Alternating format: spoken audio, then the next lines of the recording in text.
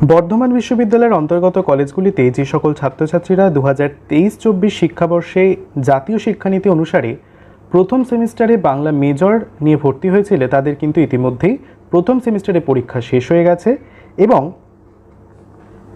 প্রথম সেমিস্টারে পরীক্ষার প্রশ্ন কিন্তু আমার হাতে চলে এসেছে। প্রথম সেমিস্টারে বাংলা মেজরের প্রশ্নটি আমাকে সংগ্রহ করে দিতে সাহায্য করেছে, যাকে আমি অসংখ্য ধন্যবাদ জানাতে চাই। সে হলো মন্তেশ্বর পূর্ব বর্ধমানের ডক্টর গৌরমোহন কলেজের ছাত্র, সংস্কৃত বিভাগের একজন বিশিষ্ট ছাত্র সায়ক চ্যাটার্জি ভাইকে অসংখ্য ধন্যবাদ জানাতে চাই, কারণ সেই কিন্তু আমাকে এই প্রশ্নটা সংগ্রহ করে দিতে সাহায্য করেছে।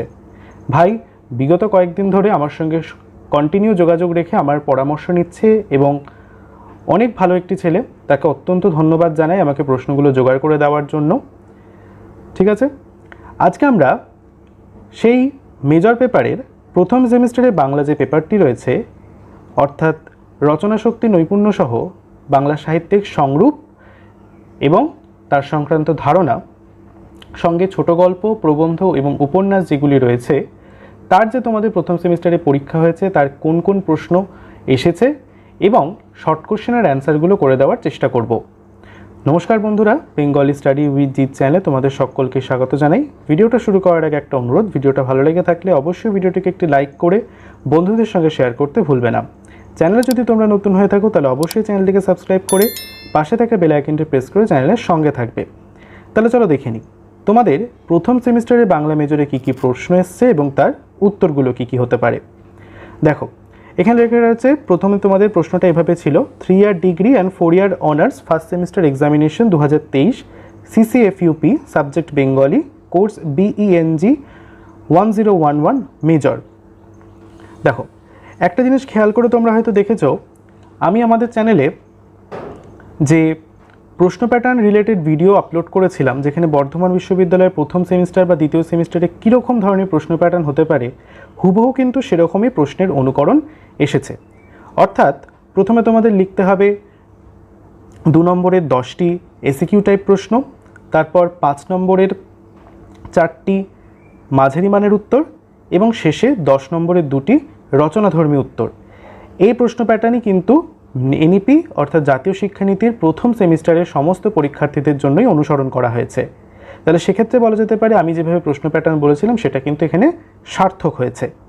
দেখো, প্রথমে বলা রয়েছে যে কোনো 10টি প্রশ্নের উত্তর দাও। প্রথম প্রশ্ন বলছে প্রবন্ধ কাকে বলে, একটি বাংলা প্রবন্ধের নাম লেখো। দ্বিতীয় প্রশ্ন বলছে উপন্যাসের 2টি বৈশিষ্ট্য লেখো। গদাকে বলছে রানার কবিতাটি সুকান্ত ভট্টাচার্যের কোন কাব্যগ্রন্থে রয়েছে? মাভৈ রানার। মাভৈ শব্দের অর্থ কী?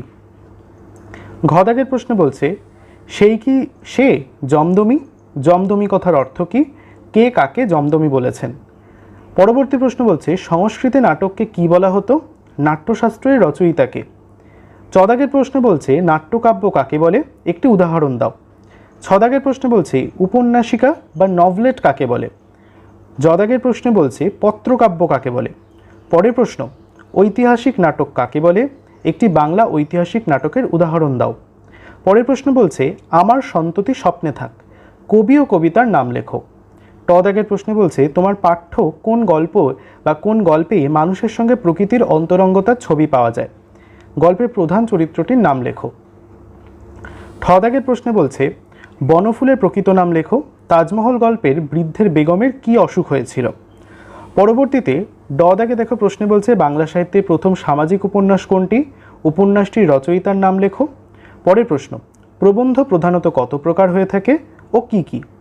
শেষ যে তোমাদের প্রশ্নটি বলছে সেখান থেকে বলছে উপন্যাসের পূর্বসূচনা প্রবন্ধে শ্রীকুমার বন্দ্যোপাধ্যায় যেসব প্রাচীন আখ্যায়িকার উপন্যাসের প্রথম অঙ্কুর দেখেছিলেন সেগুলির মধ্যে অন্তত 2টি আখ্যায়িকার নাম লেখো।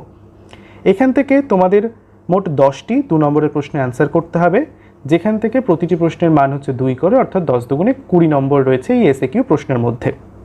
আমরা এই এসএকিউ প্রশ্নের উত্তর কিন্তু ভিডিও শেষের দিকে সলভ করে দেব। পরবর্তীতে রয়েছে যে কোনো 4টি প্রশ্নের উত্তর দাও, অর্থাৎ প্রতিটি প্রশ্নের মান 5 করে, 4 5 20। 4টি প্রশ্নের উত্তর যদি তুমি 5 নম্বরের দাও তাহলে সেখানে 20 নম্বর রয়েছে। প্রথম প্রশ্ন বলছে গীতি কবিতার মৌল বৈশিষ্ট্যগুলি আলোচনা করো। আচ্ছা, এখানে একটা কথা বলে রাখি, এই অংশ থেকে অর্থাৎ 5 নম্বর এবং 10 নম্বরের বড় প্রশ্নের অংশ থেকে কিন্তু আমাদের বা আমি যে তোমাদের সাজেশন দিয়েছিলাম প্রথম সেমিস্টারের জন্য, সেখান থেকে কিন্তু অনেক প্রশ্ন হুবহু কমন এসেছে। সেটা কিন্তু আমি কমিউনিটি পোস্টেও পোস্ট করে বলেছিলাম যে এই প্রশ্নগুলো কিন্তু আমার সাজেশন থেকে কমন এসেছে। তোমরা চাইলে কিন্তু কমিউনিটি পোস্ট একবার দেখে আসতে পারো। প্রথমে বলছিলাম গীতি কবিতার মৌল বৈশিষ্ট্যগুলি আলোচনা করো, এই প্রশ্নটিও কিন্তু কমন এসেছে। নেক্সট, তোমার পাঠ্য বলাকা কবিতাটির মূল ভাব আলোচনা করো। আমি বলেছিলাম বিষয়বস্তু এবং নামকরণ পড়তে, সেক্ষেত্রে মূল ভাব এসছে, সেখানে তোমরা কিন্তু বিষয়বস্তুটাই লিখে আসতে হবে। পরে বলছে ওহে প্রাণনাথ গিরিবর হে পদ অবলম্বনে মেনকার মাতৃহৃদয়ের ব্যাকুলতার পরিচয় দাও। সেক্ষেত্রে আমি বলেছিলাম মেনকার মাতৃহৃদয়ের মাতৃবাৎসল্যের পরিচয় দাও, মাতৃহৃদয়ের ব্যাকুলতা এসেছে। প্রশ্নের ধাঁচ কিন্তু একইভাবে উত্তরটা লিখতে হবে, তাহলে সেক্ষেত্রে বলা যায় এই প্রশ্নটাই কিন্তু সাজেশন থেকে কমন এসেছে। নেক্সট বলছে ছোট গল্পের বৈশিষ্ট্য সংক্ষেপে আলোচনা করো, এই প্রশ্নটাও আমি দিয়েছিলাম সাজেশনে। এরপর বলছে অতিথি গল্পে তারাপদ চরিত্রটির বিশিষ্টতা আলোচনা করো। এই প্রশ্নটি সবিশেষভাবে আমি বলবো তোমরা ভিডিওতে গিয়ে চেক করে আসতে পারো, কারণ তারাপদ চরিত্র কিন্তু একদম নোট আকারে আমি ভিডিও করেও প্রকাশ করেছিলাম। আমি বলেছিলাম যে এবছর কিন্তু তারাপদ চরিত্র আসার সম্ভাবনা রয়েছে, ঠিক হুবহু সেই প্রশ্নটাই কিন্তু, অর্থাৎ তারাপদ চরিত্র কিন্তু এসেছে। নেক্সট বলছে প্রবন্ধ শব্দটির ব্যুৎপত্তিগত অর্থ কী। তোমার পাঠ্য আমাদের ভাষা সংকট প্রবন্ধের মূল বক্তব্যটি আলোচনা করো। এই প্রশ্নটা কমন আসেনি, কিন্তু বাদবাকি যে উপরে প্রশ্নগুলো রয়েছে 5টি প্রশ্ন, সেগুলো কিন্তু যথেষ্ট কমন এসছে। নেক্সট বলছে 3 দাগের প্রশ্নে যে কোনো 2টি প্রশ্নের উত্তর দাও 10 দুগুণে 20, অর্থাৎ প্রতিটি প্রশ্নের মান হচ্ছে 10 করে, দুটো প্রশ্নের মান 10 হওয়ায় সেখানে 20 নম্বর রয়েছে। প্রথম প্রশ্ন বলছে আবার আসিব ফিরে কবিতাটির মর্মার্থ আলোচনা করো। দ্বিতীয় প্রশ্ন বলছে একাঙ্ক নাটক কাকে বলে, দৃষ্টান্ত সহ একাঙ্ক নাটকের বৈশিষ্ট্য আলোচনা করো। এই দুটো প্রশ্ন আমার কমন আসেনি, এই দুটো প্রশ্ন আমার দেওয়া হয়নি, কিন্তু বাকি যে দুটো প্রশ্ন রয়েছে অর্থাৎ গ দাগ এবং ঘ দাগ, এই দুটো প্রশ্ন কিন্তু হুবহু কমন এসেছে। কারণ এই দুটো প্রশ্নই তোমাদের লিখতে হবে, যেহেতু দুটো প্রশ্ন লিখতে হবে তাই গ এবং ঘ দাগ কিন্তু আমাদের সাজেশন থেকে কমন এসেছে। প্রথম বলছে নারী ও নাগিনী গল্পে নারী মনস্তত্ত্ব রূপায়ণে তারাশঙ্কর বন্দ্যোপাধ্যায়ের কৃতিত্ব বিচার করো, এটিও হুবহু কমন এসছে। এবং ঘ দাগে যে শেষ প্রশ্নটি রয়েছে বাংলা উপন্যাসের উদ্ভবের ইতিহাস সম্পর্কে শ্রীকুমার বন্দ্যোপাধ্যায় তার উপন্যাসের পূর্বসূচনা প্রবন্ধে যে মত প্রকাশ করেছেন তা সংক্ষেপে লেখো, এই প্রশ্নটিও কিন্তু হুবহু সাজেশন থেকে কমন এসেছে। এই ছিল সম্পূর্ণ প্রথম সেমিস্টারে বাংলা মেজরের প্রশ্ন। এবার উত্তরগুলো একটু দেখে নেওয়া যাক যে কীভাবে শর্ট কোশ্চেন উত্তরগুলো লিখলে একদম 2-এ 2 নম্বর পাওয়া যাবে। চলো উত্তরমালায় চলে এসেছি আমরা। প্রথম প্রশ্ন ছিল প্রবন্ধ কাকে বলে, একটি সার্থক প্রবন্ধের উদাহরণ দাও। প্রশ্নটা এভাবে লিখতে হবে, প্রবন্ধ শব্দের ইংরাজি প্রতিশব্দ হচ্ছে এসে। যে কোনো বিষয় নিয়ে লেখা নাতিদীর্ঘ সাহিত্যিক গদ্য প্রবন্ধকে বা গদ্য রচনাকেই প্রবন্ধ বলে। একটি বাংলা প্রবন্ধ হলো বঙ্কিমচন্দ্র চট্টোপাধ্যায়ের লেখা কমলাকান্তের দপ্তর।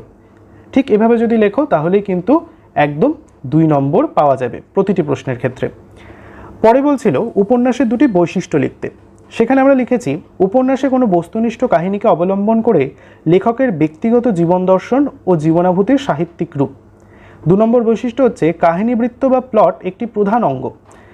কাহিনীর সংহতি ও সংলগ্নতার ওপর উপন্যাসের সার্থকতা নির্ভর করে। পরের প্রশ্ন বলছিল রানার কবিতাটি সুকান্ত ভট্টাচার্যের লেখা কোন কাব্যগ্রন্থের অন্তর্গত এবং মাভৈ শব্দের অর্থ কী। রানার কবিতাটি সুকান্ত ভট্টাচার্যের লেখা ছাড়পত্র কাব্যগ্রন্থের অন্তর্গত এবং মাভৈ শব্দের অর্থ হচ্ছে ভয় করো না। পরের প্রশ্ন বলছিল জমদমি কথার অর্থ কী।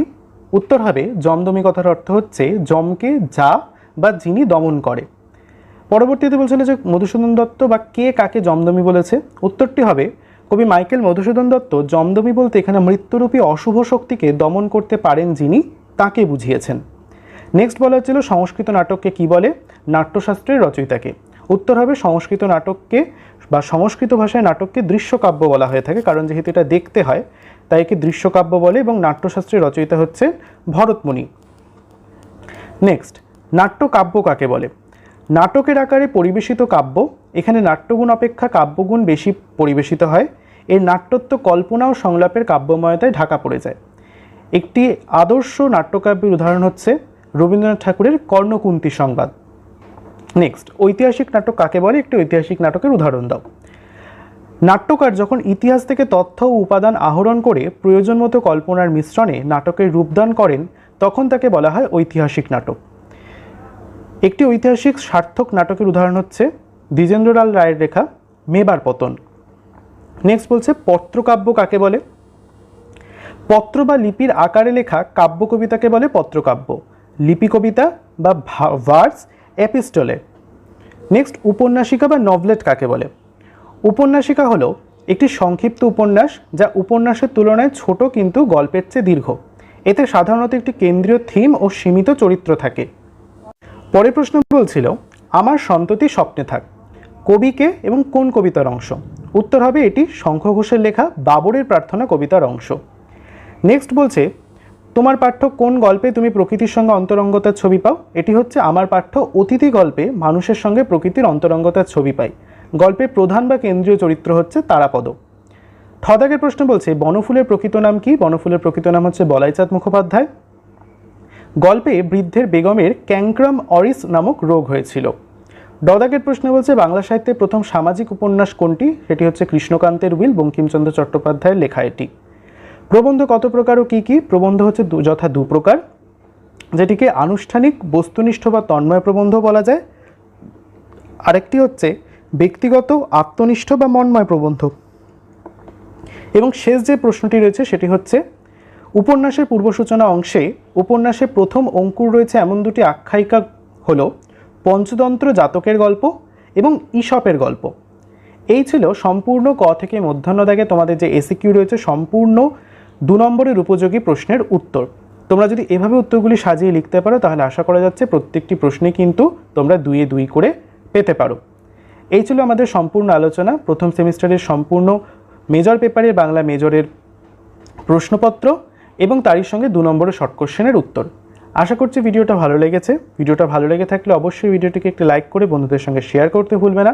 চ্যানেলে যদি নতুন হয়ে থাকে তাহলে অবশ্যই চ্যানেলটিকে সাবস্ক্রাইব করে পাশে থাকা বেল আইকনটি প্রেস করে চ্যানেলের সঙ্গে থাকবে। এবং অবশ্যই কিন্তু কমেন্ট বক্সে জানাতে ভুলবে না তোমরা কোন কোন প্রশ্ন কমন পেলে এবং এর মধ্যে থেকে তোমরা কোন কোন প্রশ্নগুলো অ্যাটেন্ড করেছো। এছাড়াও শর্ট কোশ্চেন তোমাদের কটা ঠিক এবং কটা ভুল হলো। তাহলে দেখা হচ্ছে পরের ভিডিওটিতে। সকলে ভালো থেকো, টাটা।